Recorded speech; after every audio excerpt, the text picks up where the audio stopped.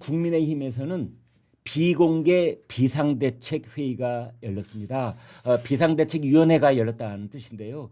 여기에는 이제 윤희숙 혁신위원장이 그동안 논란도 많았고 다소 과격해 보이기도 했지만 많은 저것이야말로 꼭 이루어졌으면 되는 그러한 아니냐 뭐 이런 여러 가지 이제 복잡한 얘기들이 얽혀 있는 그래서 8가지 사건을 거론하기도 했고 그 핵심 책임자를 실명으로 거론을 해서 그분들이 이 거취를 결정해야 된다.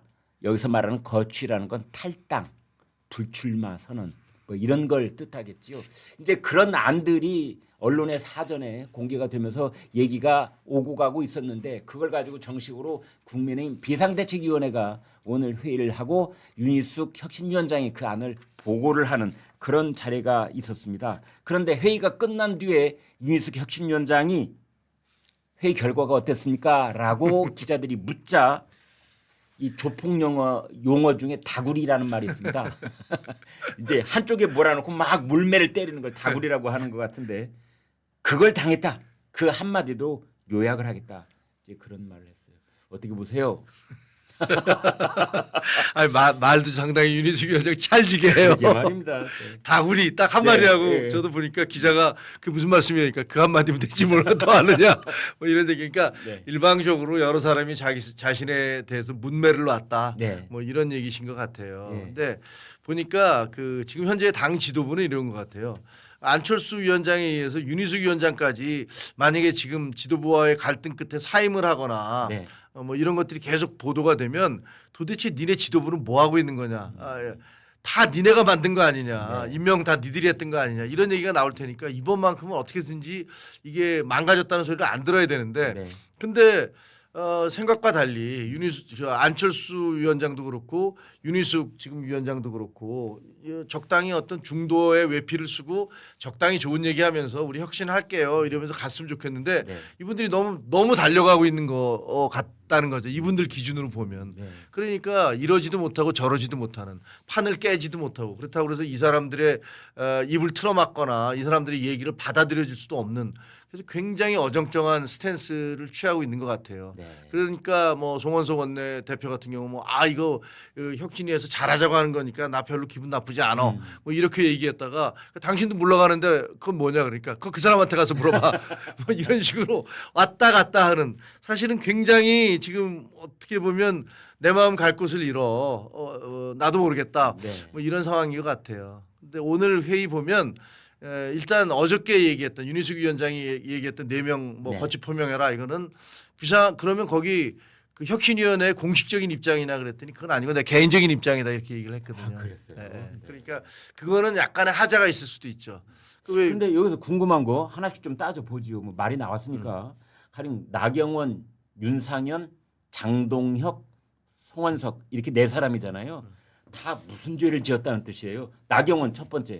그러니까 두 가지는 이거 같아요. 그러니까 처음에 이거 사과해라 혁신 필요하다 그랬더니 장동혁 의원과 네. 나경원 의원이 거기에 반발하는 페이스북 글을 썼잖아요. 예. 야 우리가 뭘 잘못했다고 그렇게 맨날 사과만 하냐. 야. 이게 장동혁 의원도 그러니까 그렇게 윤상현 의원이 뭐 그 주관을 했다는 그 자유공화 리셋 코리아 예. 그 모임에 갔다.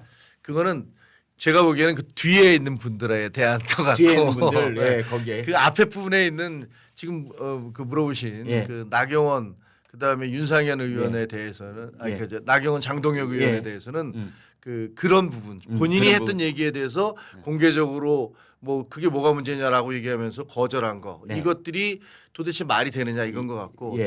그다음에 윤상현 의원과 송원석 원내대표에 대해서는 네. 그 전한길 의원 전한길 강사를? 씨를 불러서 어. 리셋 코리아 행사를 하고 네. 그다음에 거기에 또 참석하고 예. 거기서 뭐 부정선거론 또 부정선거론도 얘기하고. 얘기하고 윤어게인 얘기하고 예. 뭐 이래서 되겠냐 그러니까 두 가지인 것 같아요. 물론 장동혁 의원은 자기도 본인도 전한길 씨를 불러서 또 그 다음 날 행사를 했기 때문에 둘 다 해당될 수도 있겠습니다만 그렇네요. 요거만을 가지고 얘기했는데 당장 이제 다른 사람들이 하기에는 그러면 싼 거는 어떻게 되는 거냐. 그렇죠. 지금까지는 거기하고 제1전선이 거기 형성된 줄 알았더니 네. 마치 근데 용어도 참 1차분이 뭡니까? 1차분, 2차분. 근데 그 말 듣고 이건 좀 고민해서 용어를 달리 썼으면 했는데 어찌 됐든 윤희숙 혁신위원장 입에서 나온 말이 1차분이 이제 방금 얘기한 네 사람이고 그럼 2차분에 그 쌍문이 포함된다는 뜻인가요? 그건 잘 모르겠어요. 근데 왜냐하면 처음에 혁신안이라고 이제 8개 혁신안을 얘기했는데 그게 너무 광범위하잖아요. 너무 광범위해요. 그러면 107명 다 포함되겠더라고요. 네, 전원이 다 해당될 것 네. 같고 그렇게 따지면 처음에 그 윤석열 대통령을 영입하는 과정부터 다시 따져보자 이렇게 나갈 수도 있잖아요. 네. 그렇게 되면 논점이 너무 광범하게 흩어져서 네. 과연 힘을 집중할 수 있을까 뭐 이런 걱정을 했거든요. 네. 근데 지금 이제 네 분을 얘기를 했고 다음에 또 어떤 사람들 얘기할지 모르는데 현실적으로 실현 가능성이 있을까라는 부분은 네. 별로 없어 보이잖아요. 어떤 정치적 선언적 의미는 이제 무슨 네. 뜻인지 알겠는데 네. 그게 실천이 될 것인가는 또 고개를 좀 갸웃하게 하는 측면이 있다 이런 거죠. 그렇죠. 왜냐하면 지금 당장 나를 임명해 준 사람을 나가라라고 그러는 거잖아요. 예. 그러니까 송원석 원내대표가 비대위원장 자격에서 임명한 거잖아요. 네. 근데 당신 나가 이렇게 된 거잖아요. 그러니까 이게 예. 가능할까? 그러면 송원석이 나가면 네. 그러면 당은 또 지도부가 또 붕괴되는 거잖아요. 네.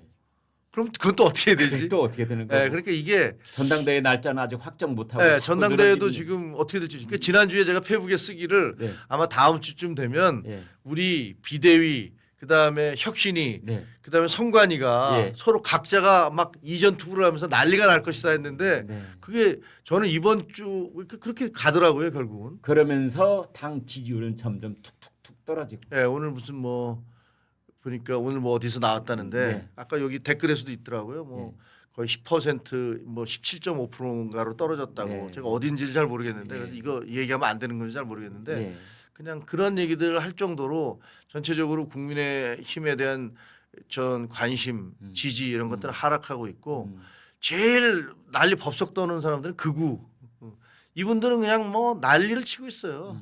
그러면 그럴수록 그분들은 더 긁히는 것 같아요. 네. 본인들 때문에 지금 당이 이렇게 된다는 것들을 생각 안 하고 네.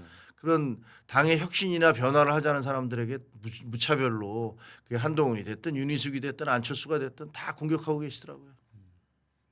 이런 와중에 또 그 모스탄이라고 들어보셨죠? 모스탄 그 한국 이름이 단현명 맞아요. 성을 단시성을 가지신 분 이분이 워싱턴 D.C. 조야에서 어떤 위치인지 저는 정확하게는 모르겠는데 아무튼 리버티라는 대학의 뭐 법학과 교수 이렇게 돼 있고 한국계 미국인이고 이제 이분이 부정선거론을 또 주장을 하고 그 다음에 한국의 선거가 중국에 의해서 왜곡되고 조정당하고 있다는 또 얘기를 하고 또 윤석열 대통령을 추앙하는 그런 발언을 이제 거듭하고 있고 그러면서 또 서울대 가서 또 강연도 하고 강연하려는데 뭐 장소를 예, 장소를 뭐 옮겼죠. 옮겼다 그러고 그다음에 또 국민의힘 대변인이 또 뭐 유튜브 방송에 나와서 또 이분을 높게 평가하는 얘기를 또 맞아요. 하고 네. 이런 상황이 또 벌어지고 있어요. 그 뭐랄까, 그러니까 요새 이제 우파 진영에서 예. 미국을 대하는 태도를 보면요, 저는 어떤 생각이 드냐면 과거에 그 중국을 대하던 예. 그 조선의 선비들 있잖아요. 네. 중화 하면서 뭐 모화단 만들어 놓고 그다음에 중국 그 명나라 황실에 제사를 지내주고 네. 명나라 망하고 청나라가 들어섰는데 네. 뭐 그런 거 있잖아요. 그런 느낌이 들어요. 음. 왜냐하면 특히 이제 미국의 극우 세력들에 대해서 네. 거의 추앙 수준으로 가고 있는 것 같아요. 아, 예.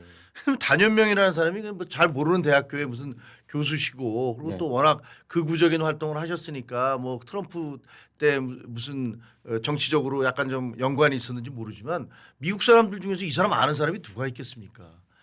그 이분들이 지난번에 무슨 선거 감시단이라고 해서 미국의 극우 인사들이 왔잖아요. 네. 이게 얼핏 보기에는 사람들이 제3세계의 옛날에 유엔에서 무슨 선거감시단 포함하는 거 네. 보내는 것 우리는 같은 특히 유엔 선거감시단을 네. 겪은 경험이 그렇죠. 있었기 때문에 그렇게 생각하지만 전혀 아니거든요. 네.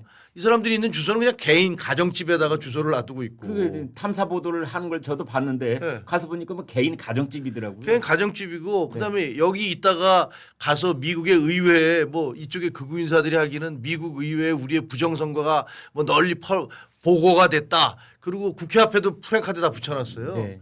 근데요 아시겠지만 미국 의회에 무슨 레이번 빌딩 무슨 빌딩 다 있고 그거 그냥 요구하면 빌려줘요 사무실 하나. 네. 근데 이 사람들이 의회에 울려 퍼졌다는 그 행사는요 거기 한 보좌관들 비롯해서 한 20명 모아놓고서 자기들끼리 세미나 한 거라고요. 근데 그걸 가지고서 마치 미국 의회에 보고가 돼서 미국 의회에 뭐 거기서 행동에 나설 것처럼 얘기하는 건 그냥 거짓말이죠. 이거는 아스팔트에 그 망상에 빠져서 망상에 속아서 나갔던 분들을 계속 거기에 동력을 부여하기 위해서 거짓말을 하고 있는 거예요. 그리고 그때 네 분인가가 발표를 했는데 그 내용을 보세요. 구체적인 내용 아무것도 없어요. 그냥 그 중국이 선거에 개입했다는 증거를 한국인들이 알고 있다. 그게 많이 쌓여 있다. 그게 뭔데? 아무것도 없어.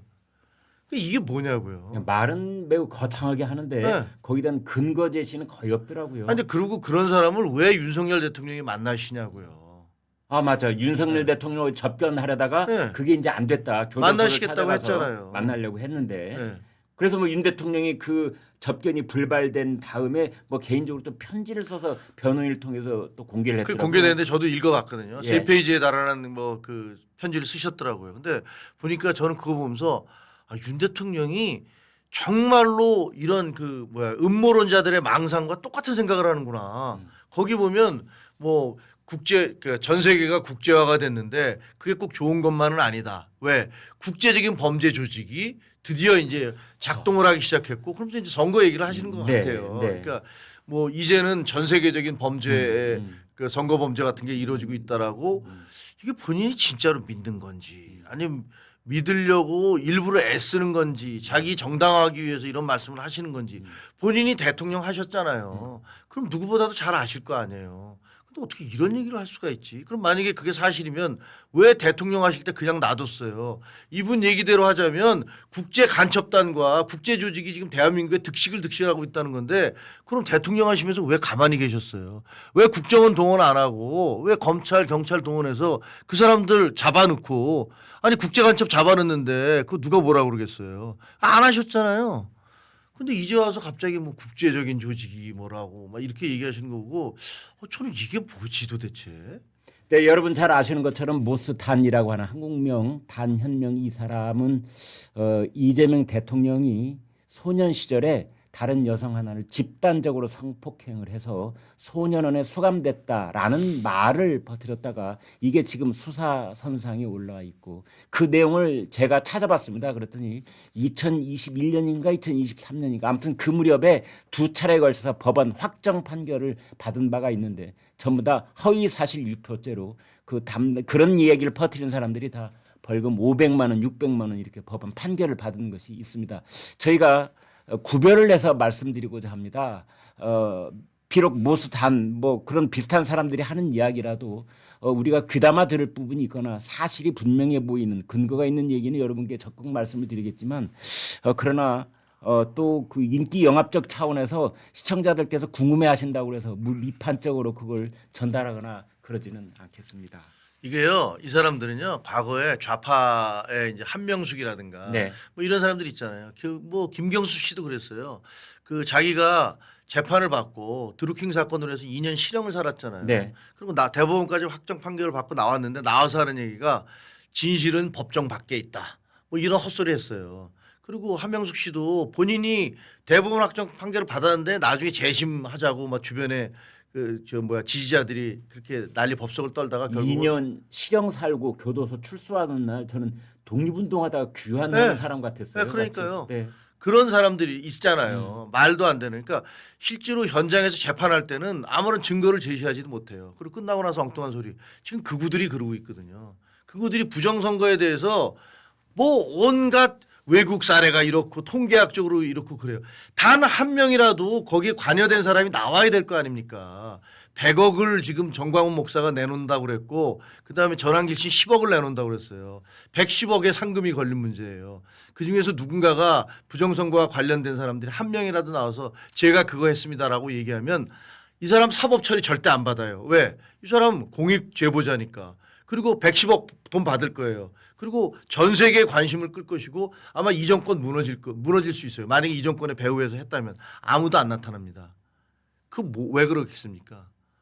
그런 사실이 없으니까 그런 거예요. 근데 이 사람들은 그런 객관적 사실을 따지는 게 아니라 계속 무슨 뭐 있잖아요. 뭐 외국의 통계학자가 어쩌고 무슨 뭐 대수의 법칙이 어쩌고 이런 얘기 뜬구름 잡는 소리만 계속하면서 그런 게 있었다고 주장을 한다고요. 뭐 증거가 차고 넘치고 아무런 증거를 제시하지 못하고 있어요. 그래서 저는 뭐 제가 여기 나와서 이렇게 하면 여기 나와서 보시 그냥 욕을 해요. 뭐 비판하고 그런데 저는 진짜로 이 뭐랄까 좀 객관적으로 상황을 좀 봐주시기를 이렇게 부탁드립니다. 진심으로. 저는 또 다른 측면에서 그 대통령 부인 김건희 여사는 그쪽도 한국계 미국인 자칭 목사라고 하는 최재형 씨한테 네, 그렇죠. 그렇게 당하셨잖아요, 사실은. 당했죠. 네. 그 최재형 목사라는 사람 진짜 목사인지는 잘 모르겠는데 모르겠는데. 어쨌든 굉장히 친북 인사잖아요. 네. 왜 그런 사람하고 새벽에 문자를 주고받냐고요? 주고받고 직접 만나고 또 네. 물건을 건네받고 네. 그랬다가 지금 이렇게 곤욕을 치르고 있는 건데 그렇습니다. 또 이번에는 대통령 본인이 또 한국계 미국인이라는 모스탄 저는 이번에 처음 들어보는 인물인데 아무튼 또 뭐 이렇게 말들이 자꾸만 엮여 나온 걸 보고 아무튼 좀 안타까운 생각. 우리나라 4대주의 국가 아니잖아요. 근데 왜 모든 것을 뭐 트럼프가 와서 우리네 뭐 저 윤석열 대통령을 구해준다느니 뭐 이런 얘기 하시는 거 보면 진짜로 이분들이 옛날에 중국에 대해서 쩔쩔매던 근데 이분들이 또 중국 되게 싫어하잖아요. 그 옛날에 무슨 저 친중 4대 사상에 젖어 있던 그분들하고 똑같이 행동해요.